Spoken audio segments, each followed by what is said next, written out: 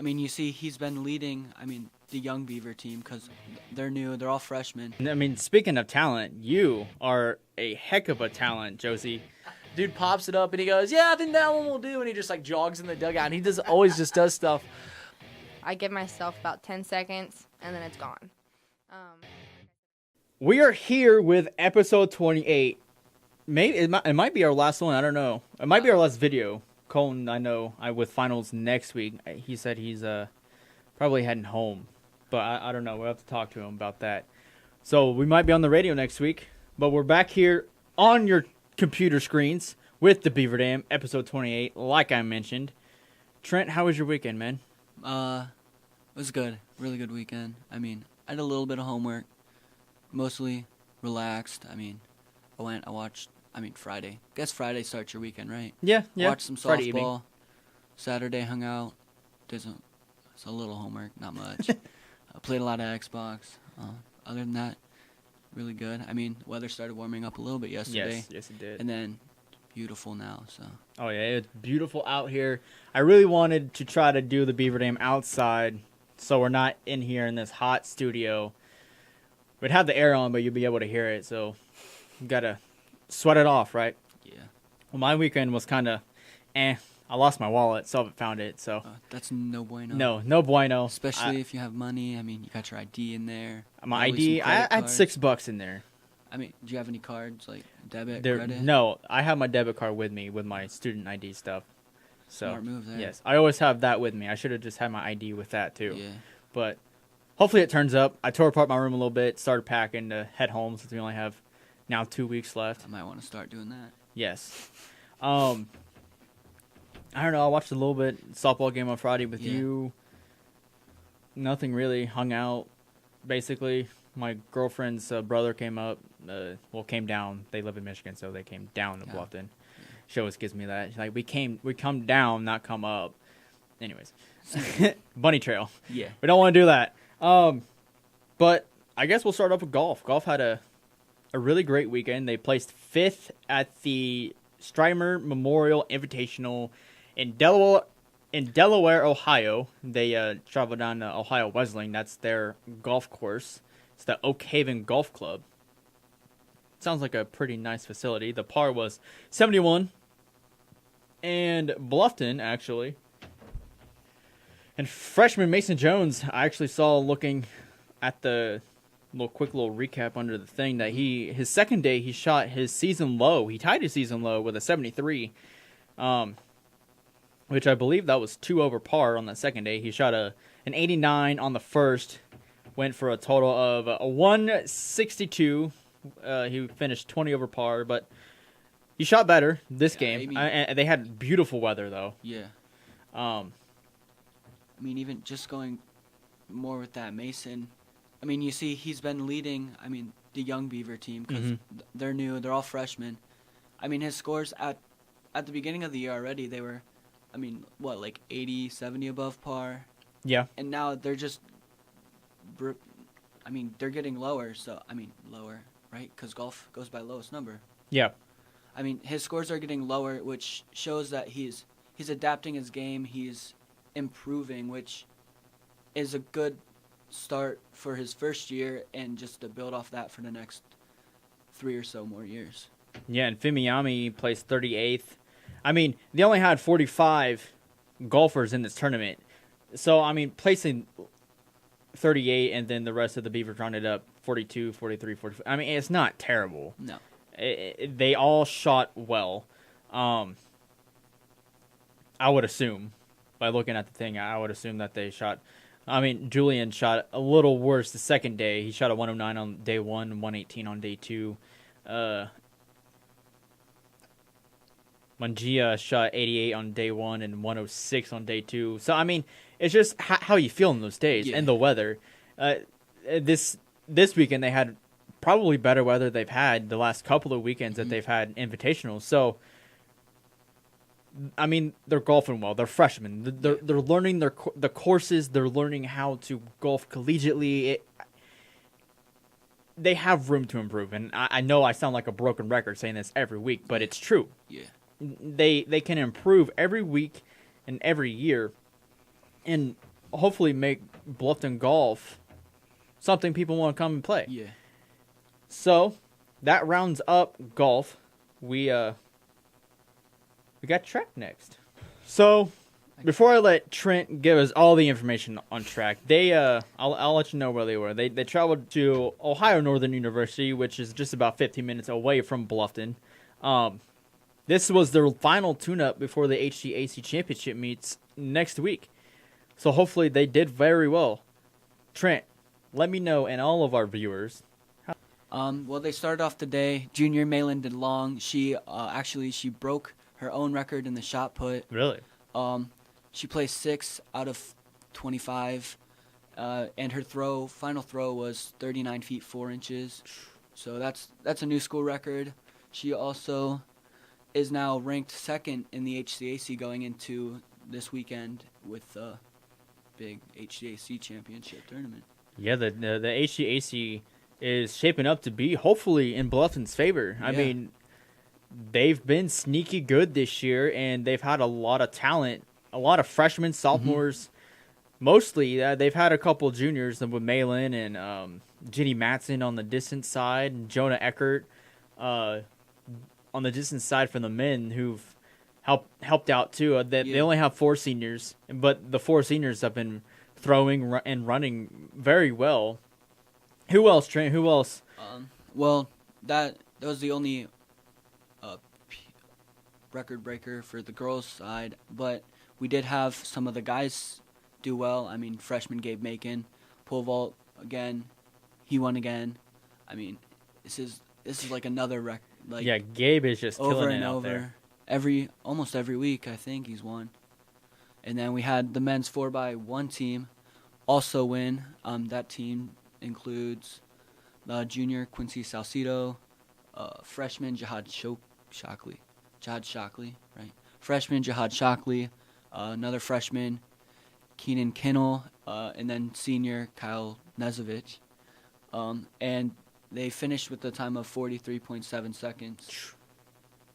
Wow. Yeah, and it also says that they made up a deficit of fighting off the challengers to the line. So that's really great for that 4x1 team to start off slow and then fight for that finish. Mm-hmm. So there are a number of other track athletes, both running and field event wise, who set personal records over the weekend. We had freshman Stephanie Fox. She had her best performance in both the shot and discus. Freshman Amanda Setzer, she had a PR in shot put. Freshman Michael Hildebrandt, pole vault PR.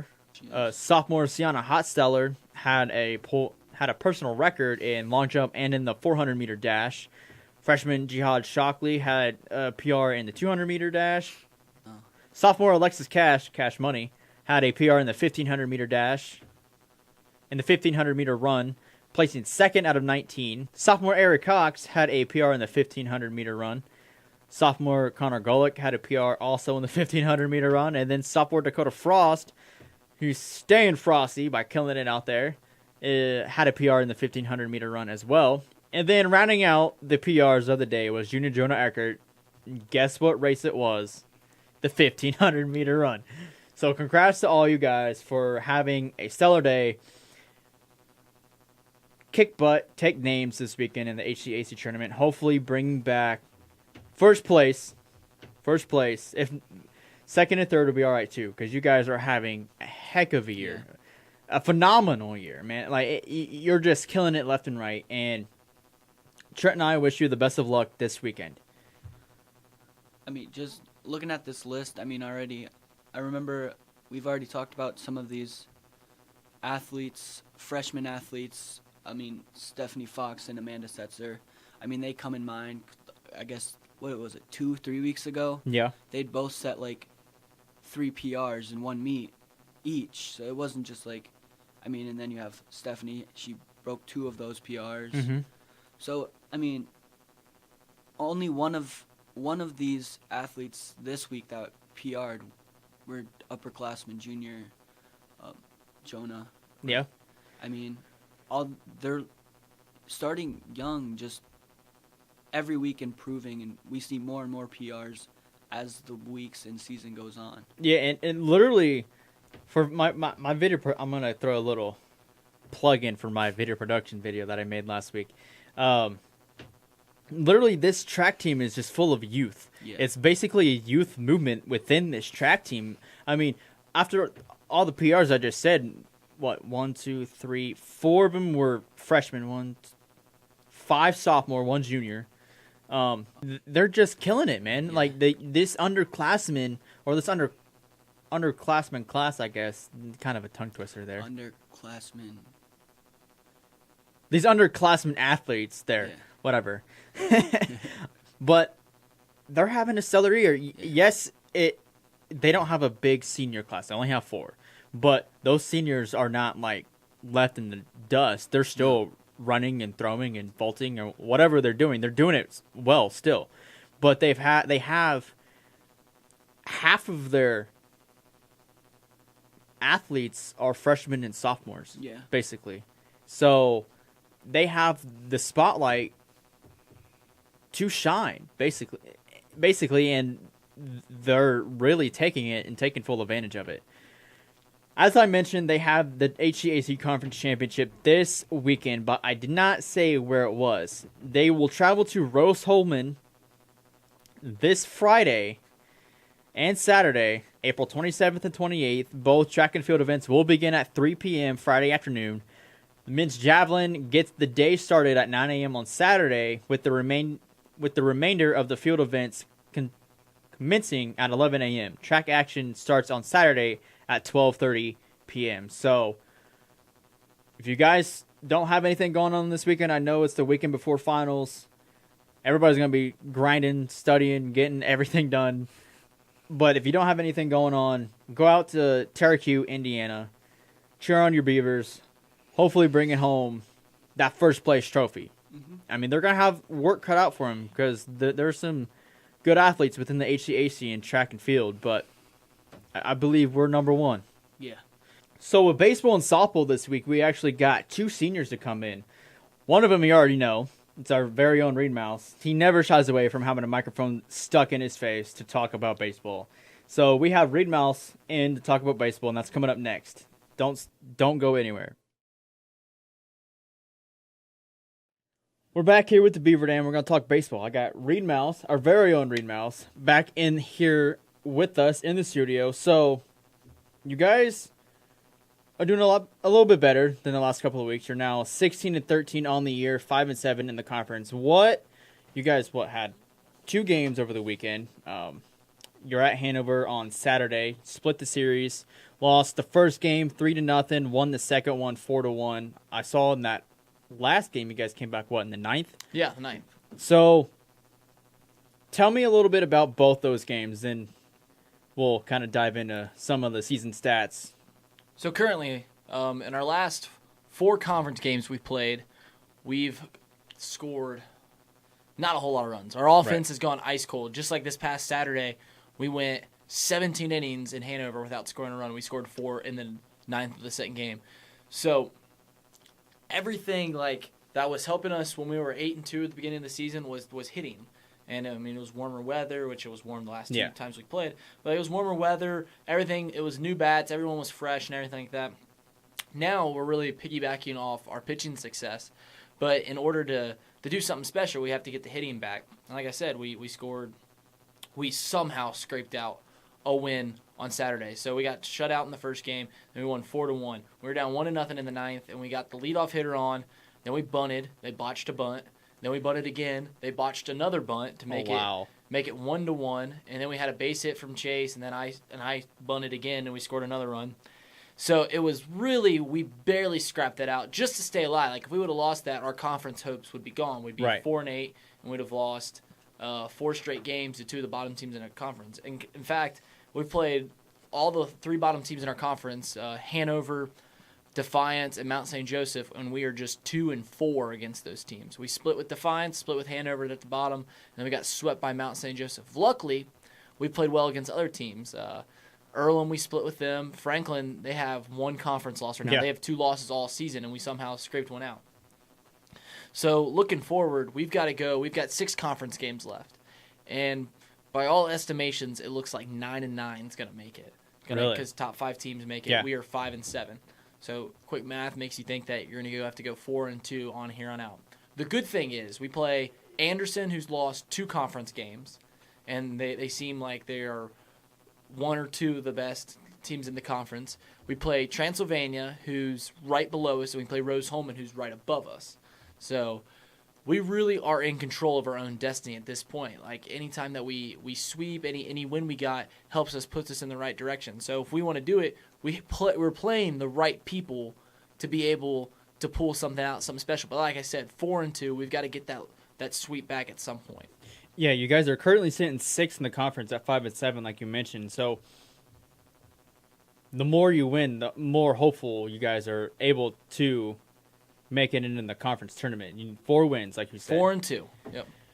So looking at stat-wise, like you said, the batting's not there. I mean, Latovsky, he's a freshman. He's sitting 13th in the conference at a .349 batting average. Then Colin Gregory is a junior this year, sitting 19th with a .333. So, like, conference-wise, you only have 2 in the top 20. And that's, I mean, it's all right, but it's not what you want. If you want to keep winning, you want more people in there hitting-wise, wouldn't you say? Yeah. So, like I said, when we were earlier in the season, hitting was really what was carrying us through the season. And we had 5 guys hitting the ball really well, and then some other guys that were just filling in where needed to be. Those 5 guys were Colin and Golden, who are our best 2 hitters. Latkovsky, who has exceeded expectations already, and he's done really well. Reid, who's also a freshman, and then I was hitting well before conference started. And since conference hit, we've all done worse, but some are still doing adequately. Like Latkovsky, he's still hitting fine. He's still doing his stuff. Gregory comes through in clutch situations here and there. But then, like, I'm batting under 100 in the conference. Golden has been struggling, even though he had 3 home runs against Manchester. Like, he's still struggling. There's a lot of stuff that's not going right, basically. So we've got to find the bats. We've got to wake up the bats. And really, there's no way to do it other than you just got to hope that at some point you just got to keep hitting in the cage, keep hitting on the field, and hopefully stuff just wakes up. I mean, a lot of bad pitch selection hitting, not a lot of backside hitting. Pretty much everything is going through the crapper. And, I mean, you touched on it pitching, too. You guys have been carrying on, like, surviving through your pitching now. Dante DeAndrea is tied for 4th with a 2.36 ERA. Tell me what's going on with Dante and how well he's been pitching. I mean, he's tied for 8th with 4 wins in the conference.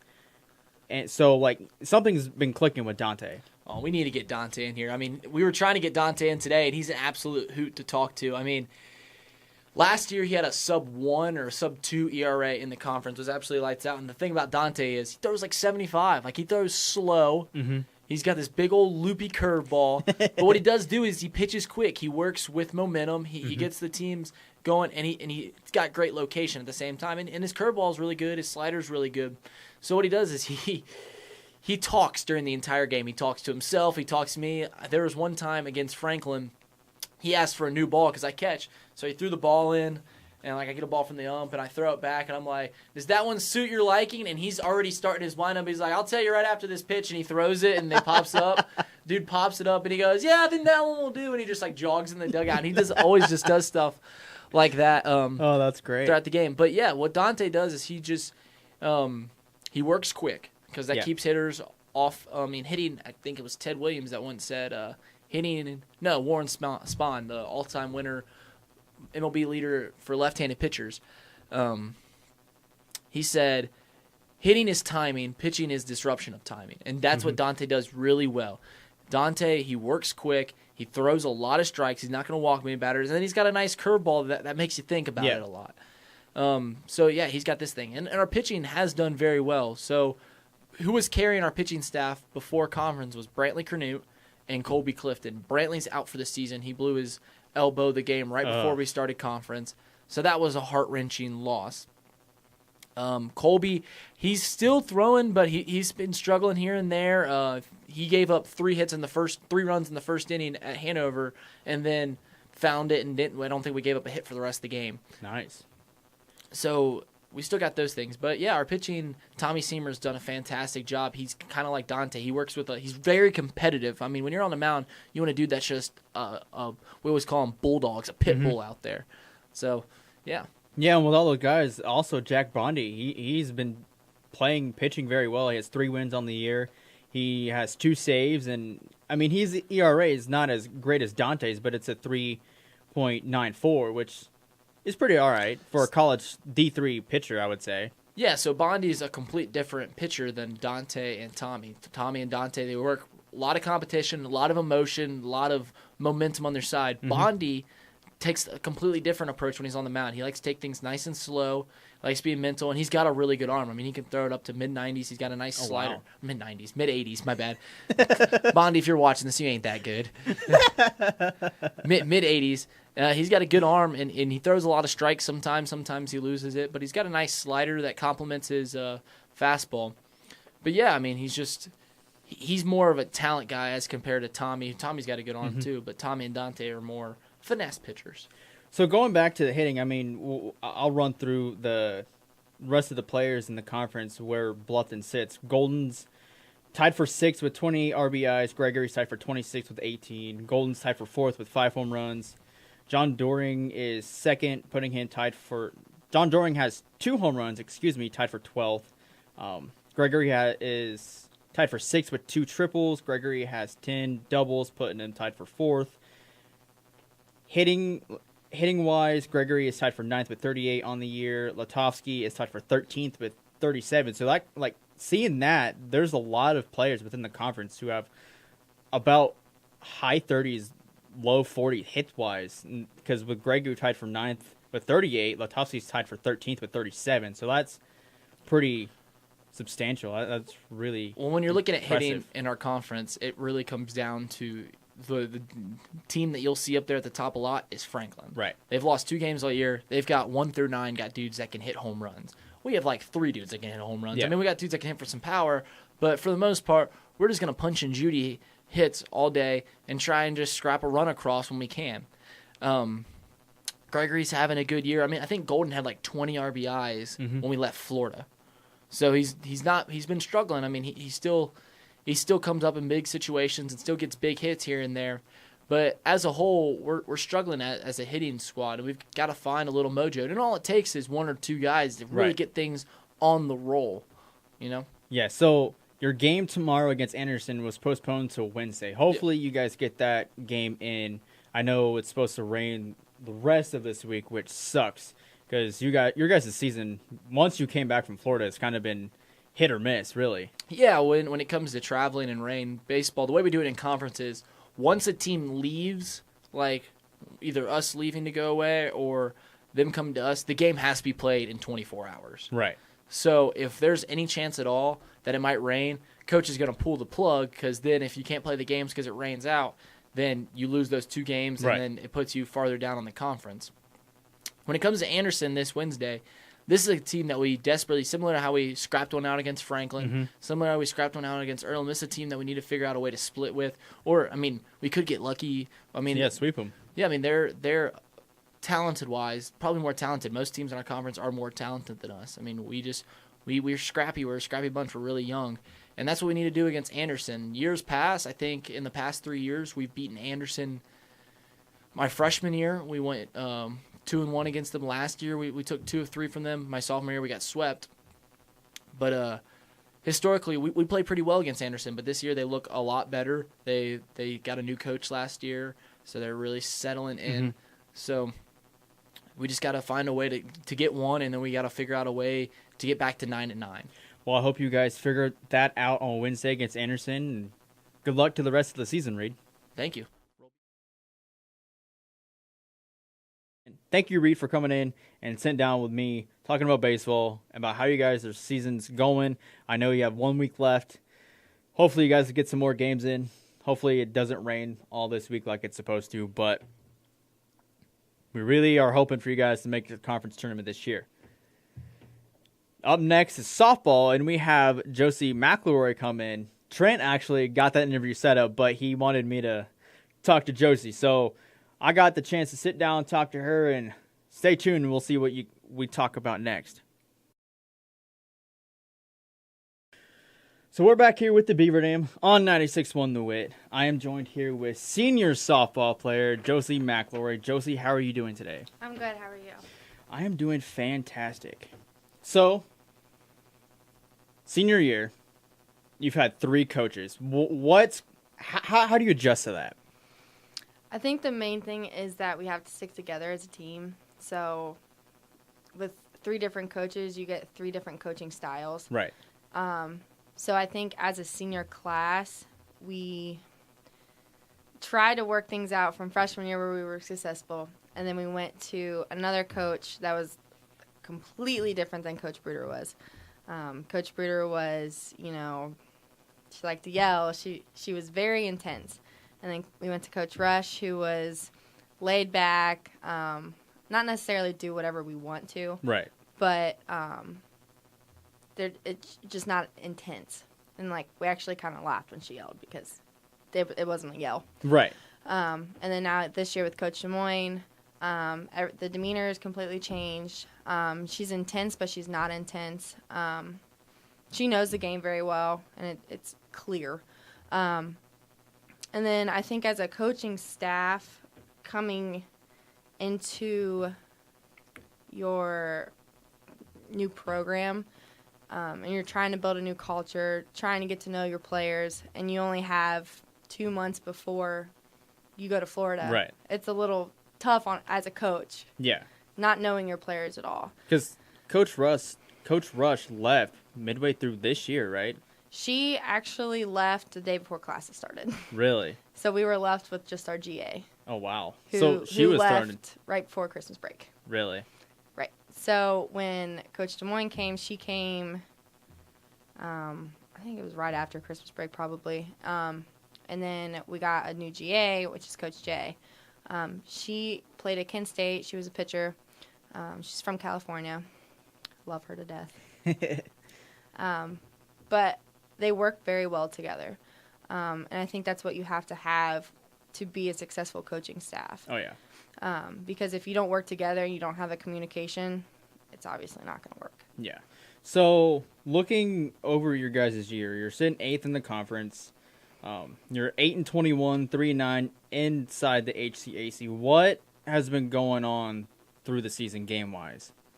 Honestly, I think it's because we have the team chemistry. I don't even know how to put that.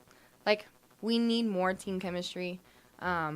I love all the girls to death, but it seems to me like there's some cliques inside the team. So it's there's a barrier between us. And then, people start talking, and then the other person gets mad. Yeah. Just normal girl drama, basically. But we have all the talent in the world, and we've clearly proven that within the past.